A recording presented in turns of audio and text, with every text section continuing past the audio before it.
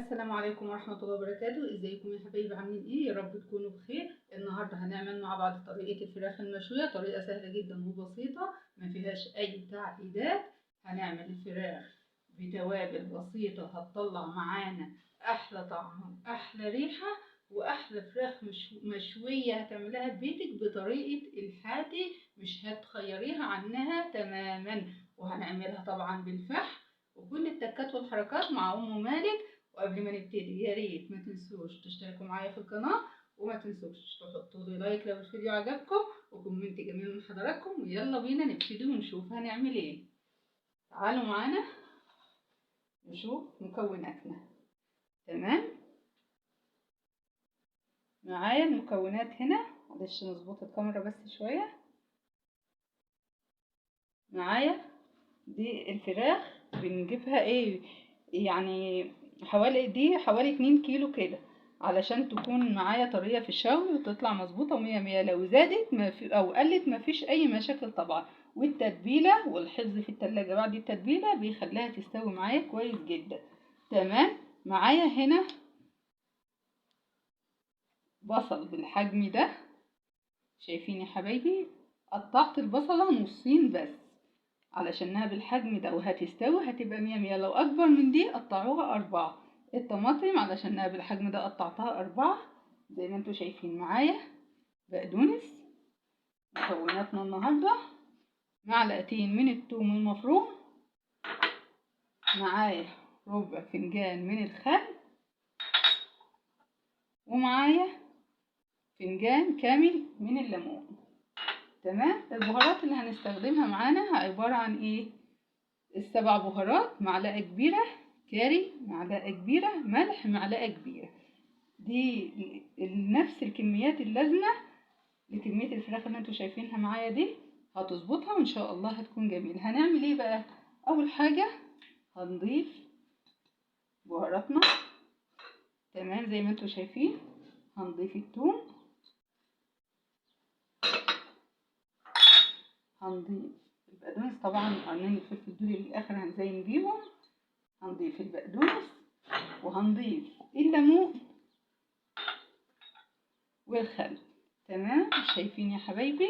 هنعمل ايه بقى؟ هنبتدي نقلب ده كله في بعضه بالطريقه دي. بسم الله، الله اكبر، صلوا على الحبيب المصطفى عليه افضل الصلاه والسلام. ربنا يحسن ما بين ايدينا. بسم الله.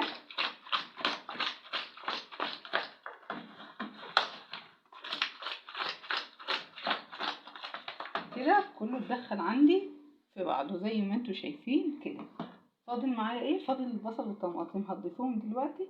مفيش اي مشاكل ان انا اضيفهم. عايزه تدخليها التلاجة الاول كده ندخلها، عايزه تضيف عليها البصل والطماطم على طول تضيفيهم.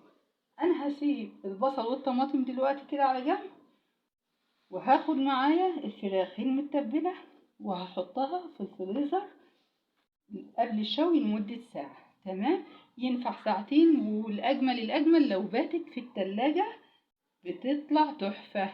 تمام، بس أنا هنا عشان هشتغل على طول. تمام، هدخلها ساعة في الفريزر وهنطلع نشتغل قبل ما تشد بس ايه التتبيلة كده، وهنطلع نكمل. وخليكم معايا وانتظروني، هنرجع تاني ونشوف هنعمل ايه.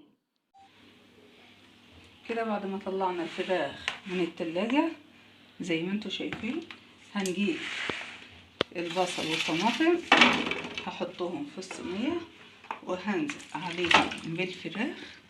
هنحط كل التوابل بتاعتنا، مش هنسيب حاجة. تمام، ومعايا فنجان من الزيت زي ما انتوا شايفين، او نص كوباية. تمام، ثواني.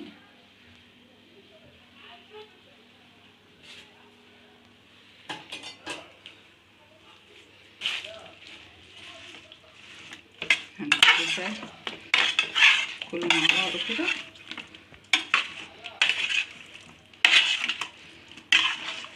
البصل والطماطم مع الفراخ علشان البصل والطماطم ياخدوا من التتبيله.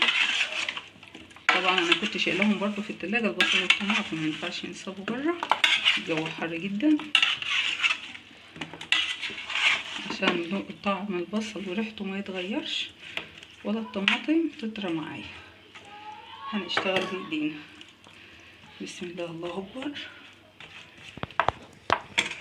صلوا على الحبيب المصطفى عليه افضل الصلاة والسلام.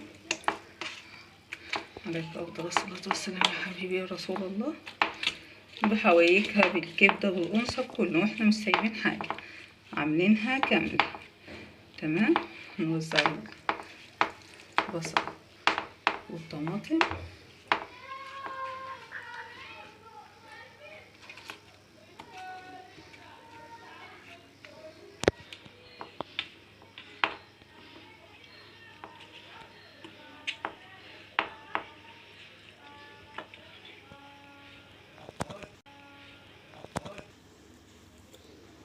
زي ما انتوا شايفين كده رتبناها.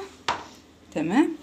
فاضل حاجة هحطها، هتقولوا الزين ما حطيتش فلفل مع اللحمة. طبعا السبع بهارات دي انا عاملاها على ايدي، فيها فلفل، فيها كل حاجة، فيها اكتر من 7 بهارات. برضو هاخد شوية فلفل كده بايدي وهرشهم برضو على الوش. تمام.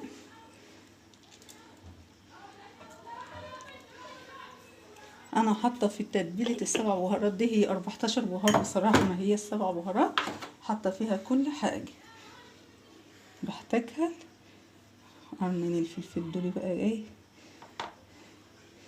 كده معايا. تمام كده زي ما انتوا شايفين. لا حطينا ميه ولا حطينا اي حاجه، بالتوابل بتاعتها ببصلها بطماطمها بكوبايه الزيت هتسوي نفسها وهتستوي 100. هنسخن الصينيه ونوطي النار، طبعا نار هاديه جدا، وهنسيبها لان ده شوي تستوي براحتها خالص. وهنطلعها ونشوف شكلها ونشوف هنعمل ايه بعد ما نطلع الصينيه. يلا بينا ناخدها على الفرن. زي ما انتوا شايفين بجيب الفحم واحطه على عين البوتاجاز واولع عليه واسيبه لغايه ما يتفحم خالص ويروح لونه احمر. هاخده في طبق صغير او في ورقه سلوفان، ورق الالومنيوم اللي بنلف فيه الاكل، وناخده في نص الصينيه بعد ما تستوي، ونقفل عليه الفرن تاني، نحكم عليه جامد علشان الدخان كله ينشد في الفراخ، تمتص ريحة الفحم كلها وتبقى بطعم الفحم زي اللي مشوية على الفحم بالظبط. كده شايفين الفحم كده بعد ما خلصنا على النار، حطيته في الطبق ده، هحطه كده في نص الصينية بالظبط زي ما انتوا شايفين، وهنزل عليه بخيط رفيع كده من الزيت. شايفين؟ هدخل الصينية بعد ما طلعنا الصينية خلاص من الفرن وشلنا طبق الفحم من عليها بعد ما امتصت كل الريحة اللي في الفحم. وزي ما انتوا شايفين بسم الله ما شاء الله اللون جميل والريحة جميلة جدا، وان شاء الله لو جربتوها هتشوفوا قد ايه جمال الطعم. شايفين الجمال؟ وزي ما انتوا شايفين انا بمسكها بالسكينة كده وبنقطعها كده، باخد فيها علامة زائد. شايفين في كل القطع كده باخد علامة زائد. تمام زي ما انتوا شايفين كده علشان التتبيلة تدخل في كل الفراخ. شايفين؟ تديني الطعم الجميل. يلا جربوا بألف هنا وألف شفا.